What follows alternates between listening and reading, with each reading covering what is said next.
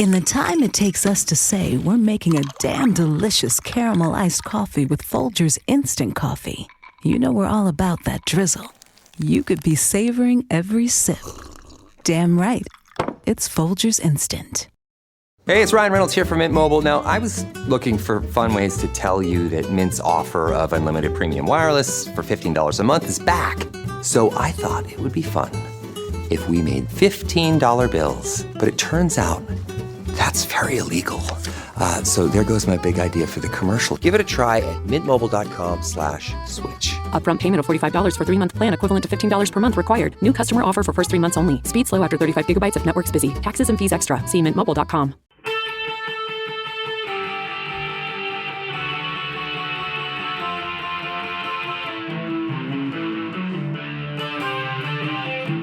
This is the Daily Blast from the New Republic, produced and presented by the DSR Network. I'm your host, Greg Sargent.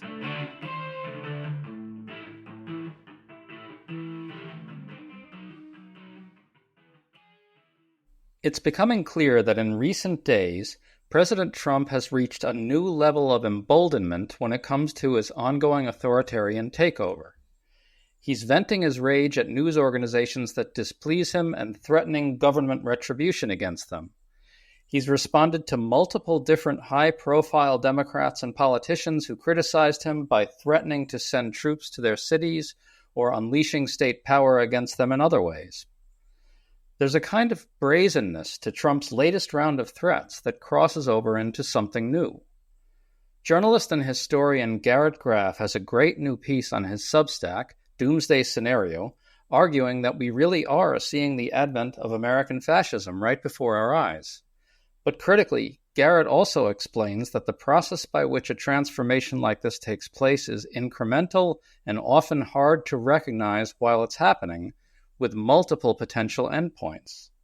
So we're going to work through all this with him right now. Garrett, thanks for coming on. Thanks for having me again, Greg. I want to start with Trump's quote about the mayor of Washington, D.C. He said this, quote, "Mayor Muriel Browser must immediately stop giving false and highly inaccurate crime figures or bad things will happen, including a complete and total federal takeover of the city," end quote. Garrett, I want to stress here that Trump made this threat, the threat of a total federal takeover of the city, against the will of its leaders and its residents, in response to speech, in response to her trying to inform constituents about the very thing he's lying relentlessly about, the level of crime in D.C. Your response to all that? Tweets like this from Trump, I think, are indicative of what has really worried me over the course of this month, which is we have seen this continual escalation and ratcheting up of the hostility and aggression and posture of the DC federal takeover in a way that, again, felt different. There was a version of this in early August where I was like, maybe this is one of those like weird performative things where there are going to be like a couple of nights of a couple of extra FBI patrols through the city and maybe some National Guard troops posted, at the National Mall. But what I think we saw over the course of last week was this rising level of aggression of the federal interference in D.C., up to and including, ICE officers and sort of agents of this sort of weird amalgamated federal task force of various agencies coming together to fight nondescript crime of some kind in DC, literally shouting "papers, please" to people getting off the subway in DC, getting off the metro in DC on their way home from work, and sort of forcing people to show ID to, walk out of a transit station. We saw a 14-ton up-armored MRAP, patrolling the streets of D.C., slam into and T-bone a civilian car. And now, as of this weekend, as of last night, Sunday night, the National Guard are now authorized to be carrying weapons. We can see now that this is a occupation by the U.S. military on domestic soil that is being done to a population and not in support of them. You know, that they've sort of tried to have this fig leaf of, we're out there protecting D.C. But what you actually see in D.C. is deserted streets, deserted monuments, restaurant reservations sort of cratering because people don't want to go out on the street and risk these interactions with the armed agents of the state that are there. Trump also threatened several others in similar fashion. He threatened Chris Christie. After Christie criticized his corruption of the Justice Department, Trump tweeted that the feds might investigate a matter related to the 2013 closing of George Washington Bridge lanes to punish a Democratic official. Trump said this, quote, "Perhaps we should start looking at that very serious situation again," close quote. And after Maryland Governor Wes Moore criticized Trump on TV, Trump threatened to send in the military to Baltimore to clean up crime. He said, "I will send in the troops." And he threatened to pull funding for the city's Francis Scott Key Bridge after Moore criticized Trump for militarizing cities. Now note, Garrett, that in all these cases, Trump is making threats to silence those who are calling out the abuses of power, calling out the authoritarianism. It sounds to me like an open and explicit demand for acquiescence and surrender. What does history tell us about this? Is this a step down the slope? What do you think of what Trump did there? Well, it's not even just political opponents, and this is, I think, is an important part of this. It is part and parcel again of this worldview that Trump has brought into office this time, where the state is me. The old sort of French king line, where it's not just that Donald Trump doesn't like being criticized by domestic political opponents. It's that Donald Trump thinks that he personally and his taste should dictate what is in our museums, with his attacks on the Smithsonian. He believes that his taste should dictate what is performed in our theaters with his takeover of the Kennedy Center. He believes that his taste and his personal preferences should dictate what books people should read. I mean, as we have seen him go after things like the Naval Academy Library. He believes that, his sort of craziest tweet of the weekend, to me, was him trying to dictate that Major League Baseball immediately induct Roger Clemens into the Hall of Fame because he played golf with Roger Clemens, and boy, Roger Clemens is just a great guy.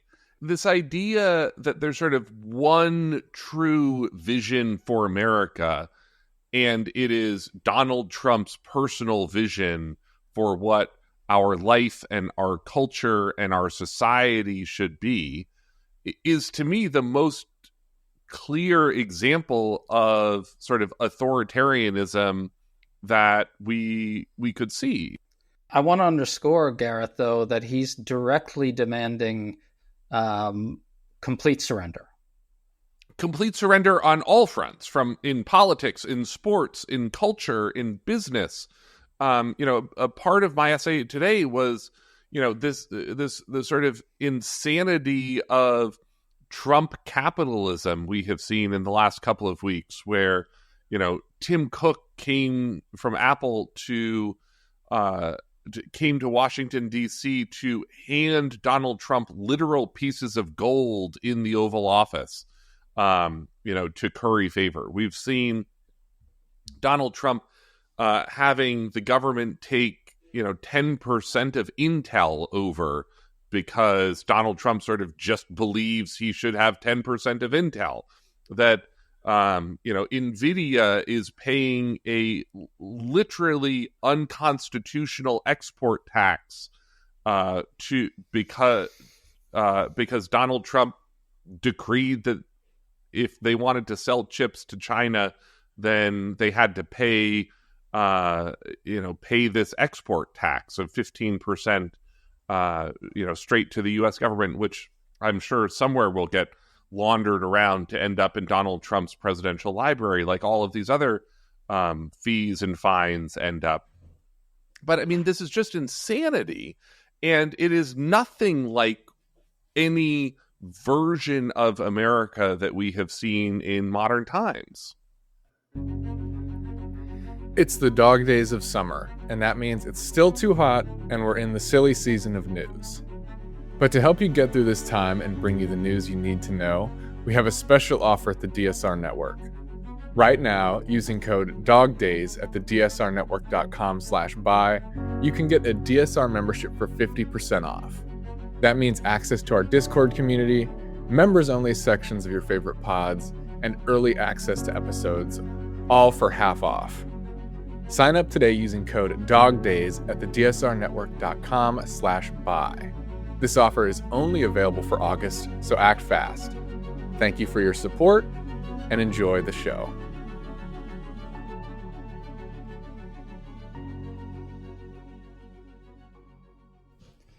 And by the way, reinforcing your point are the threats against the media. In two separate rants on Truth Social, Trump said ABC and NBC should have their licenses revoked by the FCC. He also said they should pay up big. Now, it's true that Trump is botching things a bit here on the specifics of how FCC licenses work, but still the threatened action is a direct response to criticism of him. He's explicit about this in the tweets. He says this is about bad stories about him. I just can't help but notice that there's a real snowballing here where we're really seeing Trump get a whole lot more comfortable with making it a lot more explicit, this demand for absolute capitulation on every front. Yes. And again, the reason presumably he's getting more comfortable is so far everyone is capitulating. That, one reason he feels that he can go after these networks and their FCC licenses is because he has pretty continually extorted media organizations since winning the presidency with frivolous lawsuits and, holding up the Paramount merger until they paid what their own board of directors believe is a bribe to Donald Trump in order to get their merger through. I mean, there was reporting that what really held up the Paramount settlement with Donald Trump was the board of directors being concerned that they were opening themselves up to a future bribery investigation by a subsequent administration. And I'm not a lawyer, but one thing that I sort of generally believe to be true is that if you believe that you are paying a bribe, you are probably paying a bribe. So let's get to the points you make in your piece about incremental movement down the slippery slope. Trump signed an executive order on Monday empowering Defense Secretary Pete Hegseth to establish specialized units in the National Guard that will be specifically trained and equipped to deal with public order issues. Look, there's clearly an effort by Trump and Stephen Miller to kind of acclimate voters to the sight of troops in American cities. This is ostensibly to conduct domestic law enforcement, which is itself bad. But I think the real game here is to get Americans accustomed to the use of the American military against Americans, maybe not military violence against Americans, but the use of the military to, in some sense, corral and control constituents in an American city inside the homeland. Am I overreading this? Not at all. I think that one of the things I was trying to do in my essay this week was we've warned for so long, I mean, not just in the last couple of weeks and months, but the last couple of years of the creep of Donald Trump's authoritarianism. and that I think many Americans wrongly believed that there was going to be one clear, unambiguous moment, like a light switch going on or off, where we sort of, everything before this moment is a democracy, everything after this moment is an authoritarian fascist regime. And of course, that's not what it was going to be like. That's not what Germany was like in the 1930s. That's not what Hungary was like in the 2000s. It's a creeping incremental process, and that there's a blurring of lines here. There's a norm destroyed there, a presidential diktat that goes unchallenged. And then you wake up one morning and the country is different. And to me, writing today, Monday, August 25th, that was this morning, where it really feels like we are in a country that at some point in the month of August became a very different country than everything that we have known before. And that this idea of the military being used to police American cities, not at the request of local governments, but over their vociferous objection and almost in spite of their objection, is a new moment. And it's one that feels more like the British redcoats in Boston in the 1700s than it does, previous incidents like we've seen, Dwight Eisenhower calling up the 82nd Airborne at Little Rock Central High School, up to and including moments like today in a press conference where Donald Trump actually was musing aloud about how he thinks some people actually do want a dictator. Maybe, some people call me a dictator, but, maybe people really want a dictator. Some people really do want a dictator. Garrett, now that you said that, let's play that audio. As you all know, Chicago's a killing field right now. And they don't acknowledge it. And they say, we don't need him. Freedom, freedom. He's a dictator. He's a dictator. A lot of people are saying maybe we like a dictator. I don't like a dictator. I'm not a dictator. I'm a man with great common sense, and I'm a smart person. Well, there you go. He said it. He said he didn't want to be a dictator. He said he's not a dictator, but he said some people want him to be a dictator. I think that's best seen as a trial balloon, a test run, another tiny step on the incremental slope. And one of the things, you talk about sort of America getting accustomed to the military playing a role in American cities. One of the things that I've been talking about over the last couple of weeks is you have to look at the bigger picture in all of this, which, again, these events are not taking place in vacuums. The Texas redistricting fight, the Donald Trump musing on Twitter last week that, Vladimir Putin told him that we should get rid of voting by mail and everyone has to vote in person. I have never believed that Donald Trump was going to outright cancel the 2026 election or the 2028 election. Almost every country in the world has elections. Vladimir Putin has been regularly elected president of Russia. Saddam Hussein was regularly elected the head of Iraq. What I think we're going to see and what I think we should be on alert for is the way that all of these Republican plots, all of these Trump plots and plans and schemes and tweets are geared towards subtly shaping who shows up to vote in 2026, in 2028. That, you don't need to cancel the 2026 elections if in every minority-heavy district in America you just have voting day.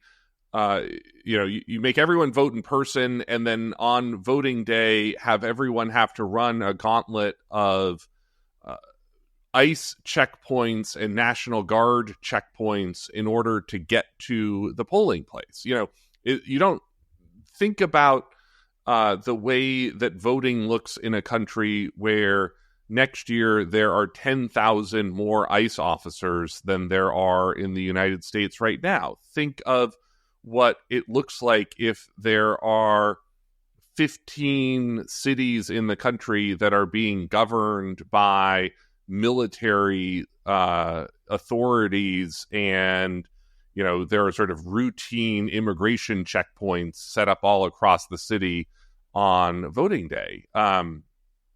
All of this, to me, is about how do the Republicans consolidate power around this authoritarian vision and regime, and then lock in, through the normal tools of our democracy, an illegitimate claim to power going forward. Well, I'll tell you what, Garrett. Steve Bannon made this very plain. He recently said on his podcast exactly what we're talking about here, that you're damn right ICE is going to be monitoring voting places on Election Day 2026. There's absolutely no doubt that MAGA sees what's happening right now and is fully expecting a heavy military presence during the voting in 2026, and fully expects it to be designed to swing the election to Republicans. Folks, you can't say you weren't warned. Garrett was about as clear as possible there. Garrett, thanks so much for coming on, man. Harrowing stuff, though. Thanks for having me again, Greg.